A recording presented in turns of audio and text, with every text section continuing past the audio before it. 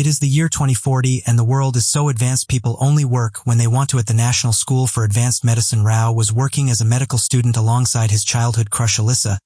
He reveals to her that he's been diagnosed with a life-threatening disease, and in order to cure it he will have to undergo a cold sleep which will essentially freeze him for 5 years. It is then Rao confesses his true feelings for Alyssa and asks her to wait for him and just moments.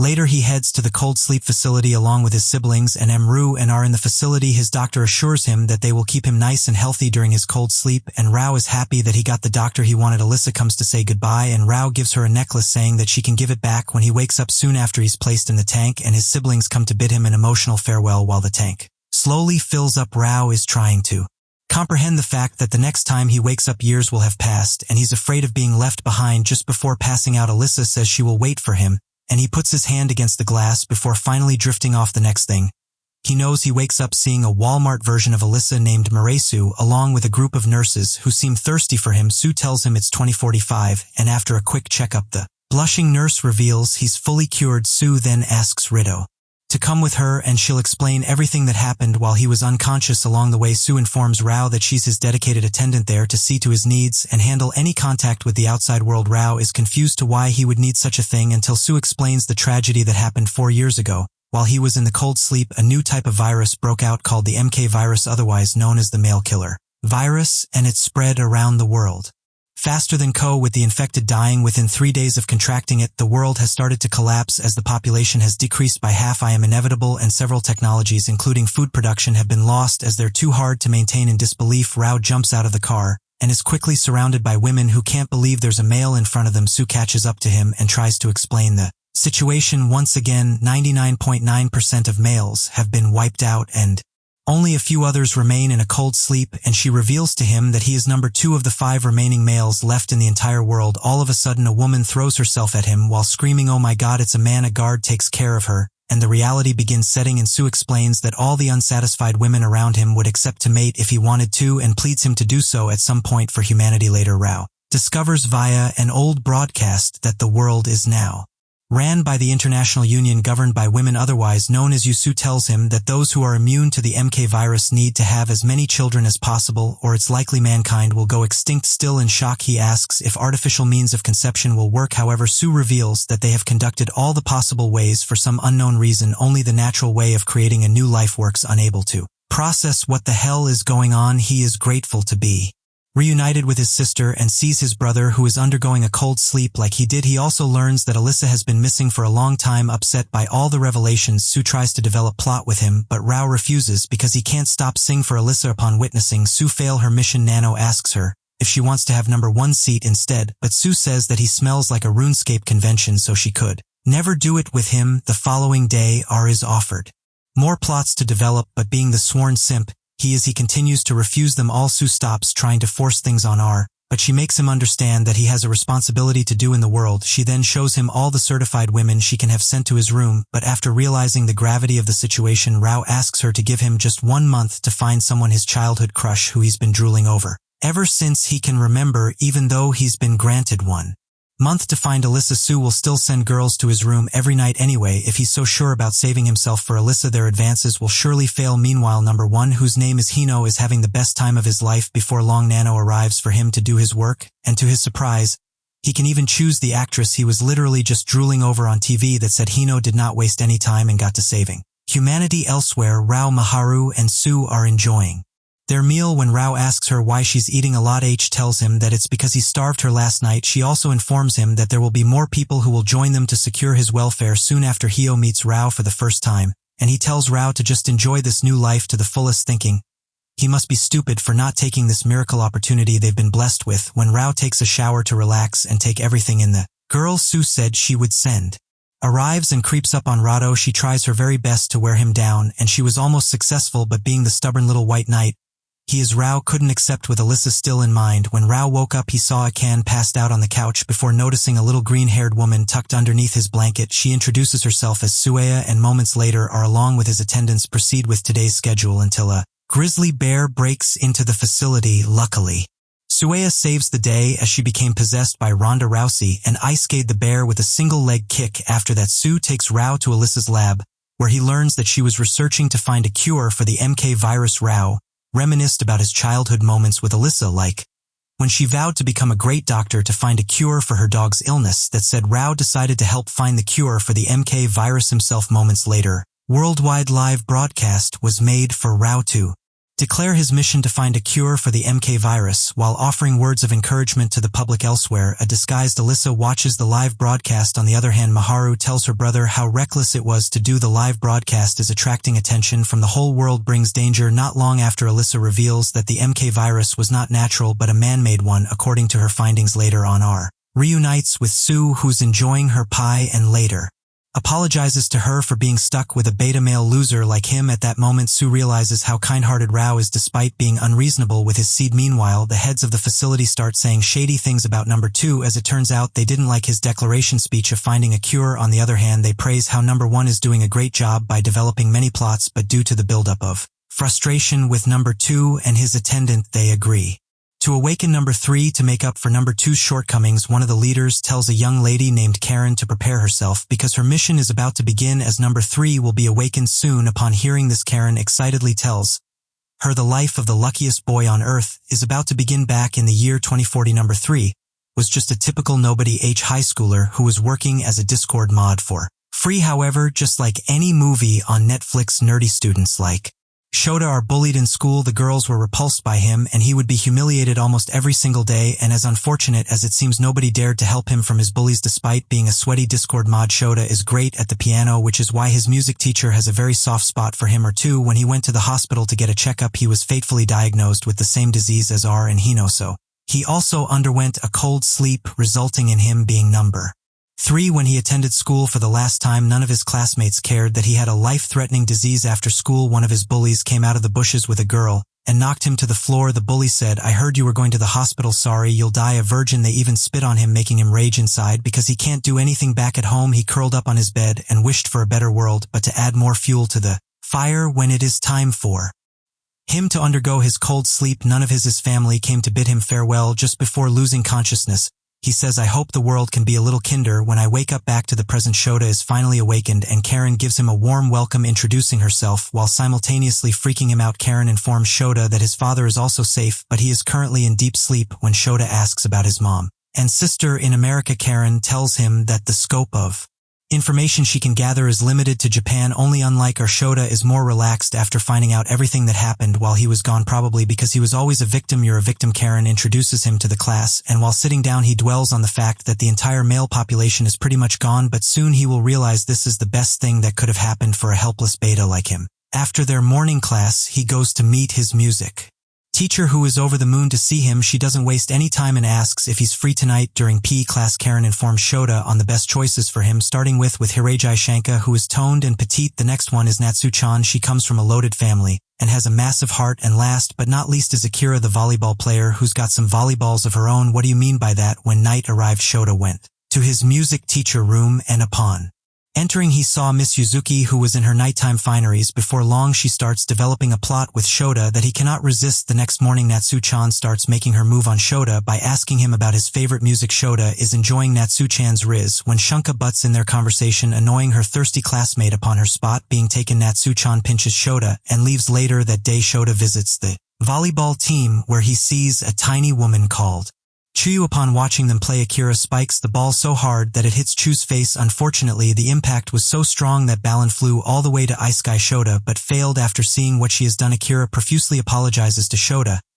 He eventually goes to the nurse's office like the little wimp he is, and later gets his swollen forehead kissed by Yuzuki, who claims that her kiss has healing powers. After she asks Shota if the character development they did upsets him, he tells Yuzuki that he is a man of culture and he's happy he developed plot with her. Yuzuki became so happy upon hearing this, she started developing another plot. Meanwhile, one of the leaders asks Karen about Sha's progress, to which she relays that he's getting along nicely. On a beautiful morning, Shota wakes up in Yuzuki's room. She prepares breakfast for him, and the little rat watches. He can't believe how life has turned out. 1 minute he was a repulsive Discord mod, now he is the only male in the world, as far as he knows. As the day continues, Karen takes Shota to the school swimming pool. Karen tells him that since he woke up from a cold sleep, he needs to have good exercise. The class proceeded with their warm-up exercise, where he had an eye to eye moment with Shanka. Soon after, when he is done swimming, he talks to Chuyu, who is acting almighty as Expected Akira then arrives to apologize for what happened earlier, but Chuyu embarrasses her in front of Shota. Suddenly Natsu-chan's speed in the swimming race is announced, which impresses Shota, making Akira jealous. When night arrives, Yuzuki informs Shota that she has some work to do, so they cannot continue their 2-week streak of developing plots. All of a sudden Shota hears a knock at his door and is surprised to see Natsu-chan standing there. Karen informs him that he has to share the room with her for a week, and after it will be a different girl. The next morning Natsu-chan begins her advances by forgetting how to wear her own plot armor. Later at the school cafeteria, Natsu-chan didn't talk to Shota, which surprisingly bothered him a lot. Instead, Shanka took the opportunity to make a move. The following evening, Sha's music teacher can't make it again, so he has to stay with Natsu-chan for another night. It didn't take long for the two of them to share a bed, and Natsu explains how her future husband and father died to the MK virus, but even so, ever since she laid eyes on Shota, she knew she loved him. After hearing that Shota can no longer resist her kindness and develops a plot with her, the next day we see R is featured on the news regarding his mission, and his expected women of all ages admire him. His fans even wait for him outside the facility. That said, Sue offers are more choices, but he immediately refuses and asks where his sister is. Sue then reveals that his sister often stays in the refugee area elsewhere. Shota wakes up with Natsu-chan, and they drink water like completely normal people. Meanwhile, who meets with Rao to show him that he will become a father soon. Rao tells him that he cannot imagine being a father, but Hino encourages him to stop being AS and do it, if not for himself, for humanity. On the other hand, Shota apologizes to his teacher for what happened with him and Natsu-chan. However, his teacher says that it's okay because she knows there isn't enough males to go around. After school, Shota confronts Karen about the truth regarding the MK virus and his role in that school. It turns out that he is intelligent enough to figure out that everything happening in his school is just a show, and that they purposefully gathered girls they thought he'd like to continue humanity with, which Karen confirms to him, with the reality of the school being revealed to him. All his classmates remove their plot armor in front of him. Meanwhile, the leaders of the facility express their satisfaction with number 3's development. However, they are still upset with number 2 for not fulfilling his role. As Rao's research days at the facility continue, he meets a strange researcher called Maria and a very strict attendant named Katajiri. Moments later, Sue calls Rao because the leaders have an announcement to make. It turns out that Sue will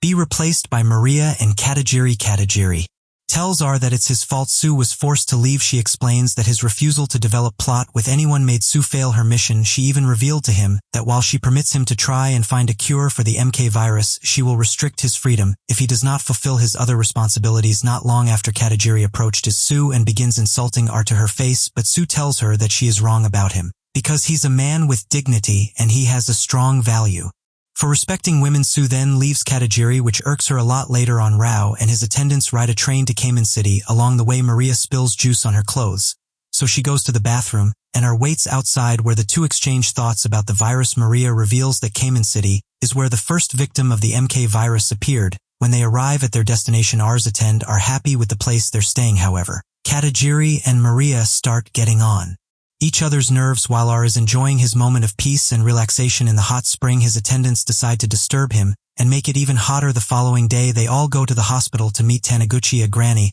who is as grumpy as ever. She refuses to talk about her husband, especially after the doctors treated his body like it was a lab rat. When Rao asks her what he can do for her to cooperate, the old lady tells him to develop a plot with her. However, she immediately takes her words back. No, wait. Maria explains to R that her husband was the first MK virus victim, and that same night we see Taniguchi secretly contact Alyssa and tell her that Rao was there. She asks why not meet with him, but we don't get to see her response. The following day, the grumpy old lady realizes that Rao is special because he stayed loyal to Alyssa despite having unlimited options, although she advises him to stop looking for cures and create children. R tells her about his long-lost love Alyssa, which she already knows about. When the night arrives, Sueya allows Rao to have a peaceful bath. Psych. Unfortunately for Rose, some girls arrive, prompting him to hide inside the sauna, where he meets Chloe, a foreign girl with a big heart, who puts Rao's temptations to the test. Moments later, Chloe falls unconscious. However, it's just a show to test R for the second time. His attendants get the wrong impression and begin to think that he started making moves of his own without letting them know. The next day, Taniguchi gets Rito to buy her favorite bread. After that, she requests some private time with Sue and asks her about Rao. After gaining the trust of the grumpy old lady, she decides to give Rao the information he wants. That night, Taniguchi talks to Alyssa and tells her to meet Rao before it's too late. She wants to be with R but is determined to find a cure.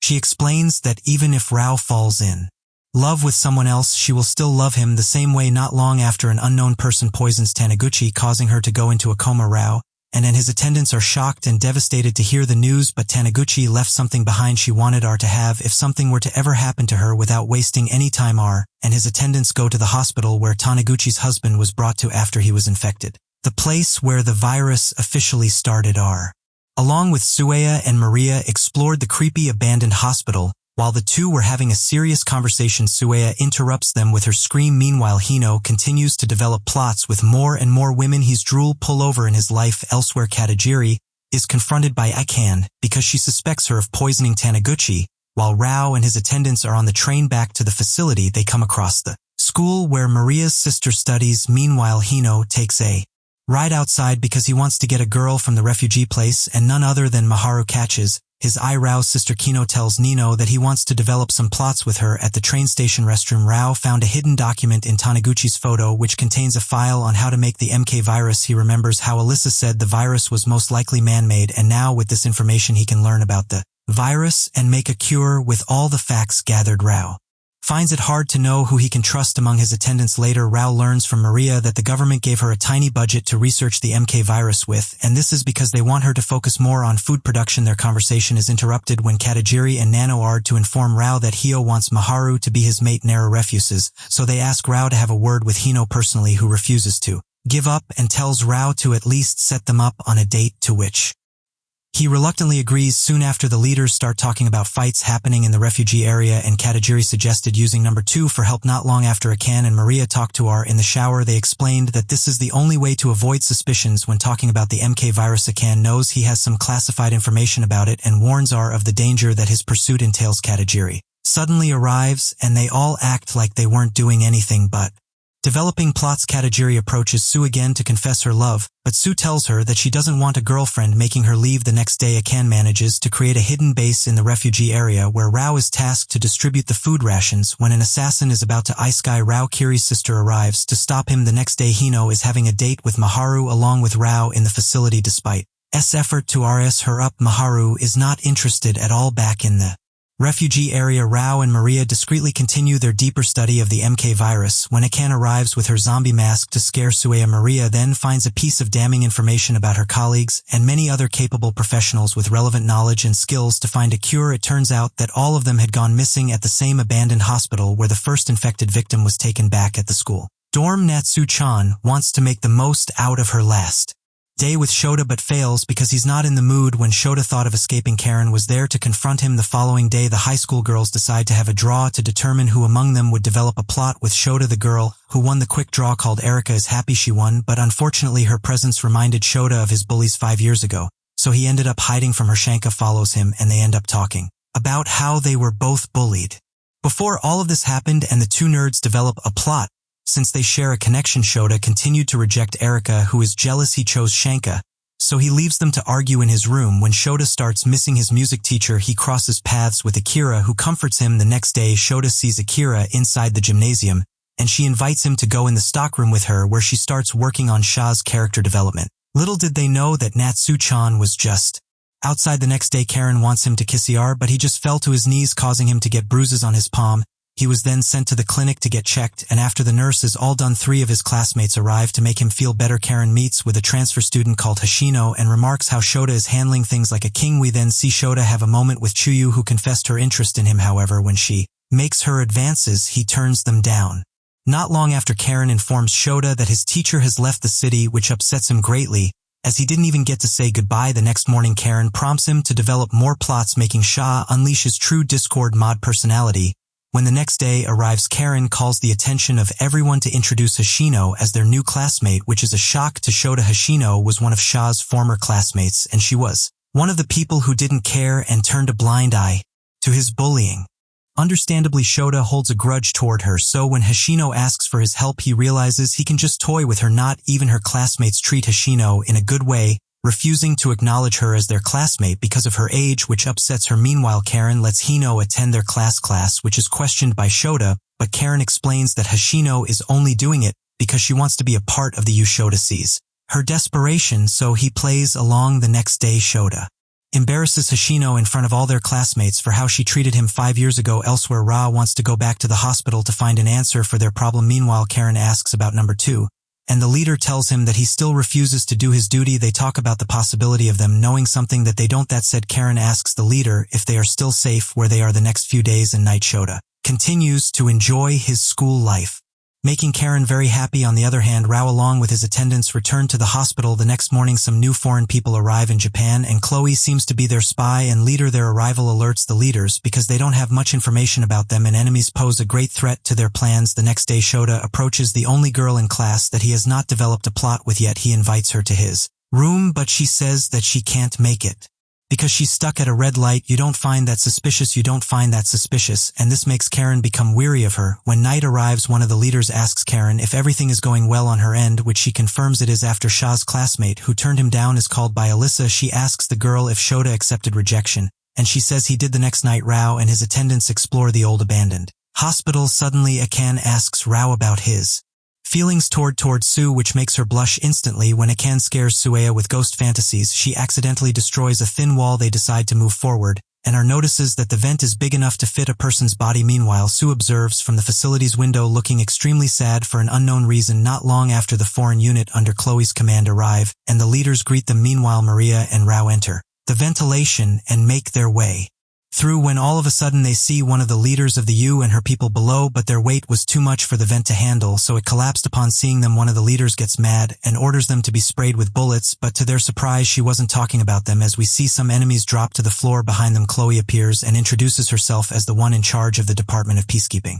Operations of the U World Headquarters. Chloe receives information about bombs being planted in the area, so they immediately evacuate the facility. Just when they've successfully escaped the area, the bombs start exploding one after another. The following morning we see Shota playing some Discord mod fantasy games with his classmates. When night arrives, Karen has to handle the mad Hashino when they hear an explosion. On the other hand, Chloe begins interrogating Rao as if he is the only male alive and draws her conclusion about what is happening at the facility. The leaders have shown their true colors, and they even find out that one of them is a traitor, and an arrest is made for the manufacturing of the MK virus. With Chloe's information, many suspicious things began to unravel. She even informs her about Alyssa, who is currently with a group who opposes the U's tyrannical rule. Upon hearing this, R begins wondering what truly happened to Alyssa. Elsewhere, Shota comes back to his room when all of a sudden a bomb explodes.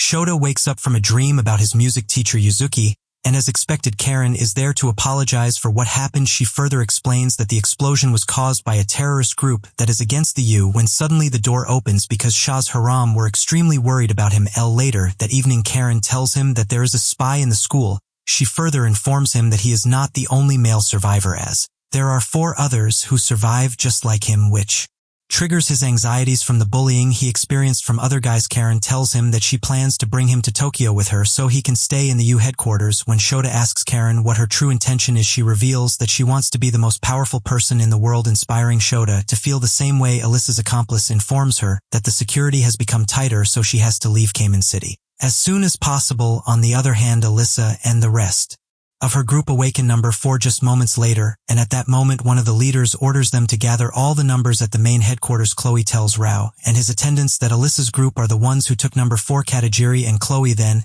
had an intense argument when the topic of tyranny was brought up. However, Chloe's argument made more sense, making Katajiri realize she was wrong. When Rao asks Chloe about Alyssa, she shows him the photo of her in which she seems to be one of their leaders. That said, there is also a traitor among Alyssa's group. After processing all of this, R asks Chloe what the plan is. Chloe tells him that they have to deal with number 1 because of his proclivities, but Rao tries to explain that despite Hno's flaws, he's really an okay guy. However, Chloe tells him that he need not to worry because he will be kept safe. Soon after, Chloe talks to their unknown leader to confirm that they have all the numbers except number 4. Chloe confirms that the plans they have for numbers 1 and 2 have been stopped, and moreover they know where number 3 is. Also, number 5 is still in a cold sleep hidden in a local facility. The unknown leader reminds Chloe to be very careful when dealing with the numbers. Chloe then starts acting suspicious, as it seems like they are planning something on their own. Meanwhile, Rao still wonders why Alyssa ended up becoming one of the supposedly bad guys. All of a sudden, Akan arrives wanting to talk to him in private, so they go inside the bathroom to talk. On the other hand, Chloe begins her plans with number 1,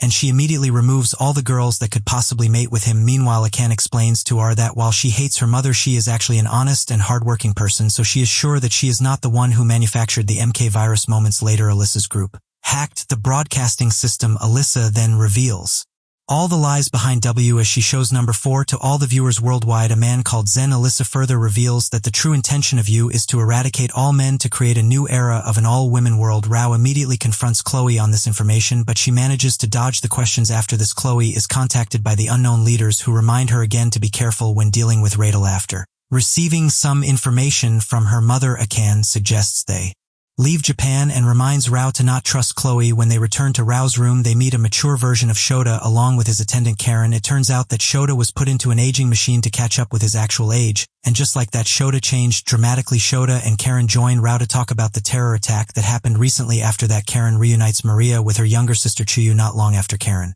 and Shota talk about Rao, and Hino and Karen informs him that Rao used to be a medical student, which explains his intelligence. Meanwhile, R calls Sue to talk about something in private, so they go inside the bathroom. With so many questionable things that happened, R convinces her to escape with him and find out the truth. When Sue asks him if he thinks she would not tell his plans to the U, R says he trusts her without a doubt. However, Sue tells Rao that she cannot go and falls to her knees, crying, revealing through her memory that she has been prepared at a young age solely for him. At that moment, Rao's resistance reached its limit, and he was ready to develop a plot with Sue. However, Pope arrives and stops the plot from developing any further, and Rao along with Sue are placed under arrest. She reveals to Rao that he will be sent to America to keep him safe from danger, when all of a sudden Rao's attendants arrive to save him. Moments later, we see the headquarters have been alerted of what's happening, but Karen seems to have a plan of her own by making a deal with Chloe in which she succeeded elsewhere. Rao is reunited with his sister Maharu, which they can't be happier about. Katagiri informs them of the escape plan